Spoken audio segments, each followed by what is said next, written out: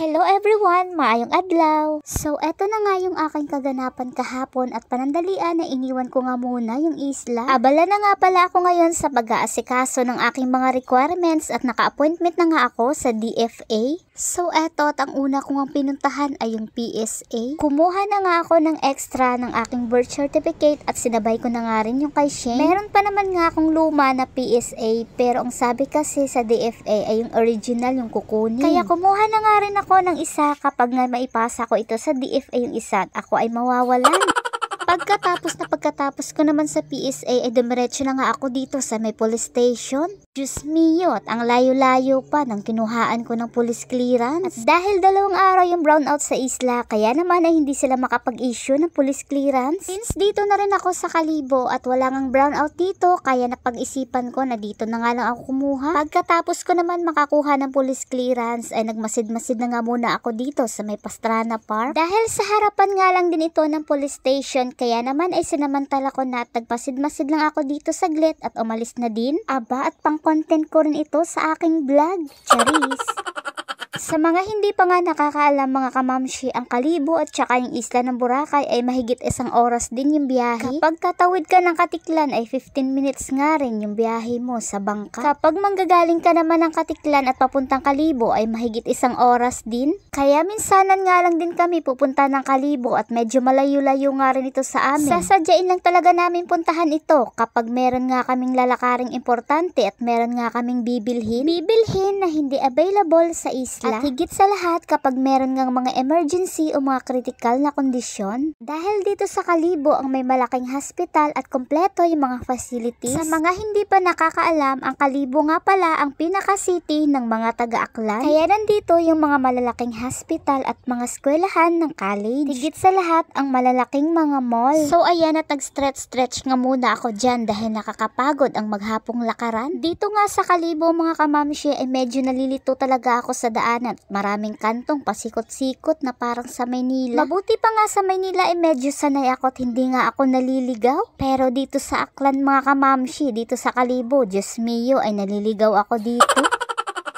Kaya naman yung ginawa ko habang nakasakay nga ako sa tricycle ay tinatandaan ko yung bawat kanto na madadaanan namin. Kaya sinubukan ko nga maglakad at para maging kabisado at matuto na nga ako dito sa may Kalibo. Tagal-tagal na nga rin na panahon na nakatira nga ako dito ng 6 months at dalaga pa nga ako ng mga time na yun. At hindi rin naman ako gala ng mga panahon na yun kaya hindi ko talaga kabisado ang Kalibo. Pabalik na nga ako ng isla at bigla ko ang naalala na nagchat nga sa akin si Shane at nagpapabili nga ng Barbie. Kaya dumaan muna ako sa Fus at para makabili nga ng Barbie. Diyos ko dolor, dalaga na maya-maya at Barbie pa rin ang gusto.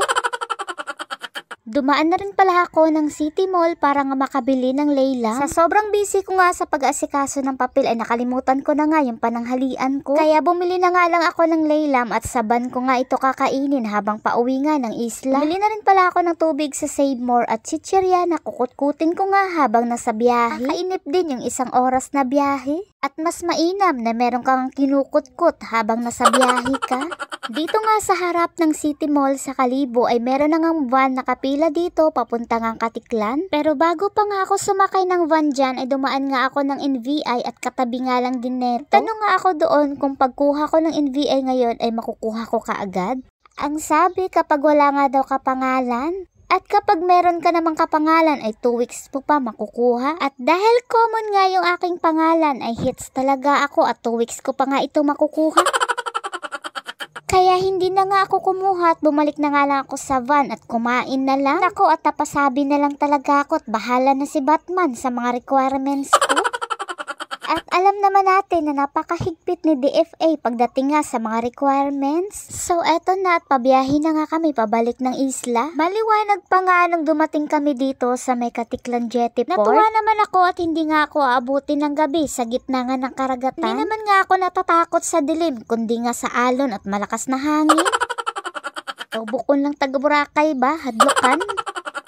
habang papasok na nga ako dyan ng Jettyport ay nakita ko nga itong aking pinsan. Ang dalawang magkapatid nga na ito ay second cousin ko. Pupunta nga rin sila ng isla at dito nga ito nakatira sa may Tabon Bukid dito sa may Katiklan. Kung hindi nyo pa nga na itatanong ay meron nga rin ako mga pamilya dito sa may Katiklan at sa side nga ito ng lolo ko. Dito naman sa isla ng Boracay ay sa side nga ito ng lola ko. Kung marami ang pamilya ng lolo ko sa may Katiklan ay mas marami naman ang pamilya ng lola ko sa may Boracay.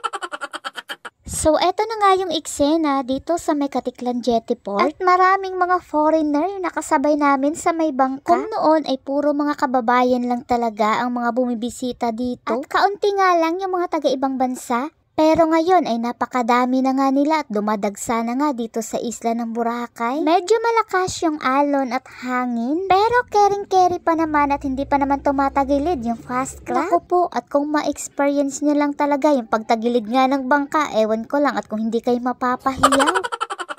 Mga 15 minutes nga lang din galing Katiklan Jettyport ang biyahe sa fast craft at mararating mo na rin ang isla ng Boracay. So ayan, at pababa na nga kami ng bangka at dito na kami sa may Cagban Port. At walang duda na nandito na nga ako sa isla ng Boracay. At sasakay na nga ako ng habal-habal papuntang Tambisaan. At hanggang dito na lang muna yung aking mini vlog. Thank you for watching. Bye!